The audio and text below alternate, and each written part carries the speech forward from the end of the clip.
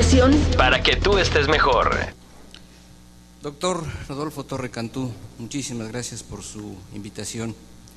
Muy distinguida audiencia. Decía Heidegger que para saber en dónde estamos, qué ha ocurrido y a dónde queremos llegar, había que vivir esa especie de éxtasis del tiempo. Y cuando se aborda la globalización, cuando se abordan las conductas antisociales, vale la pena una mirada en esa misma vertiente. ¿Qué ha pasado? ¿En dónde estamos parados? ¿Y a dónde queremos llegar? Giddens y la mayoría del pensamiento de nuestro tiempo afirman que hoy día no se discute la globalización, es real. Lo que se discute es cuáles son sus consecuencias. La idea más aceptada de globalización es la de la intensificación de las relaciones mundiales que unen realidades distintas, de modo que las cosas que suceden en cualquier parte del mundo influyen en el ámbito local. ¿Qué causó la globalización? Este tema que hasta hace muy poco tiempo no abordábamos. Vale la pena también un vistazo a lo que ocurrió en el entorno mundial. La caída del muro de Berlín en 1989, la desintegración de la URSS en el 91, que genera un mundo unipolar, los reacomodos mundiales, la Unión Europea, por un lado, agrupada con 27 países, la emergencia de nuevas economías altamente competitivas, China, la India, la Organización Comercial de América del Norte, el TLC, México, Estados Unidos, Canadá, y ahora significadamente también el Cono Sur, Brasil, Chile, Argentina, entre otros. ¿Qué más influyó en esto? Los cambios vertiginosos en las tecnologías, los medios de comunicación, la televisión de la que, haciendo alusión Sartori, dice: esta sociedad, la de nuestro tiempo, es la sociedad del Homo Videns, el hombre que ve o la sociedad que ve. El Internet, el Twitter, la transportación rápida y segura de personas o de bienes, el estímulo a la sociedad de consumo, al consumismo, el liberalismo económico. Todo esto, globalización, ¿qué se tradujo? ¿Ventajas? ¿Desventajas?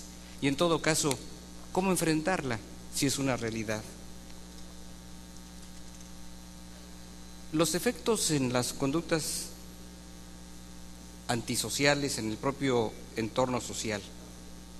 Este fenómeno de las conductas que se apartan de la ética colectiva y del deber ser inscrito en el orden jurídico tienen un carácter universal.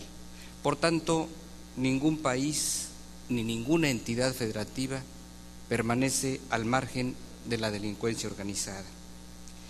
La nueva sociedad mundial enfrenta fenómenos delictivos que no tienen precedente ni por su naturaleza ni por su modo de permear en casi todos los espacios.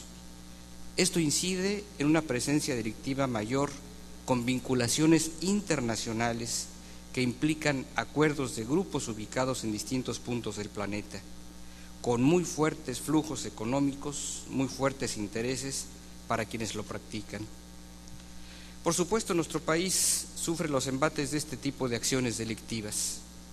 Esta progresista y querida tierra tamaulipeca, como todas las entidades del país, no está exenta de estos hechos a la luz de la realidad internacional. Dos conductas merecen ser subrayadas: el tráfico de drogas y la venta ilegal de armas. Ambas, una y otra, implican un grave deterioro o amenaza a la seguridad nacional.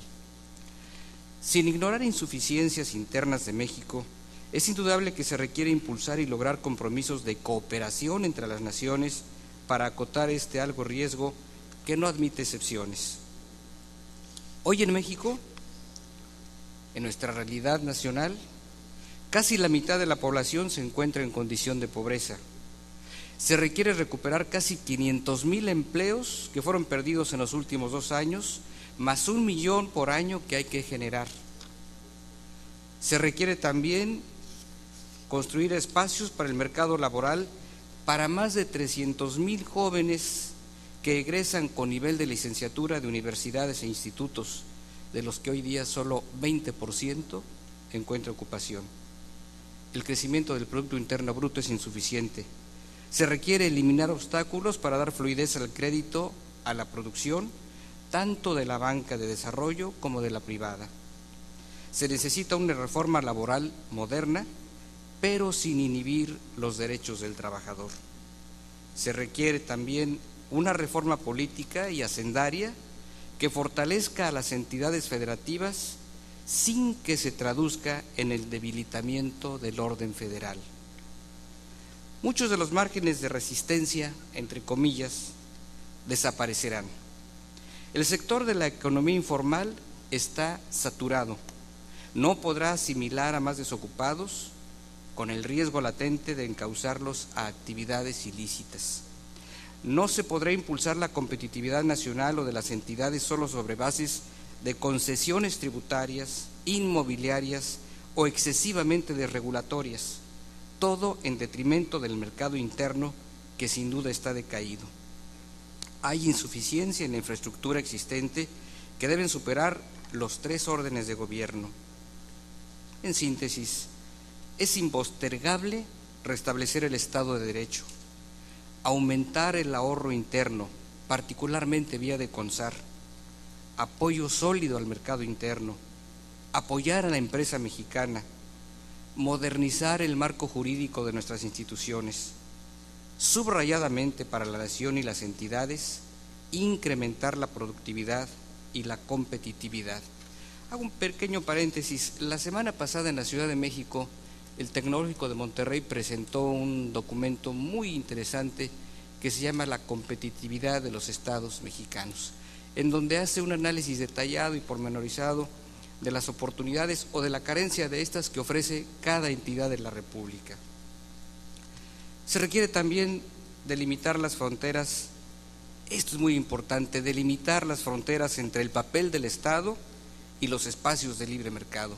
El Estado no puede declinar, no debe declinar ante una economía que supone que por sí misma todo lo va a resolver.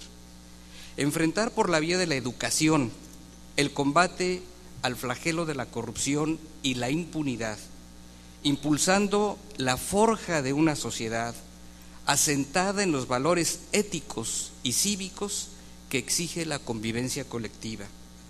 En estas tareas, gobierno, sociedad, sectores productivos, etcétera, tienen que ser más agresivos en el ámbito de la competitividad y búsqueda de cadenas productivas y de nuevos mercados.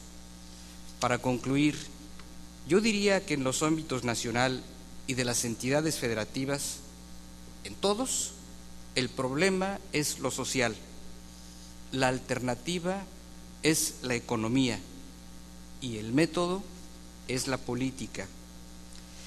El sustrato humano no ha sido adecuadamente presentado y argumentado en la acuñación de los procesos de globalización.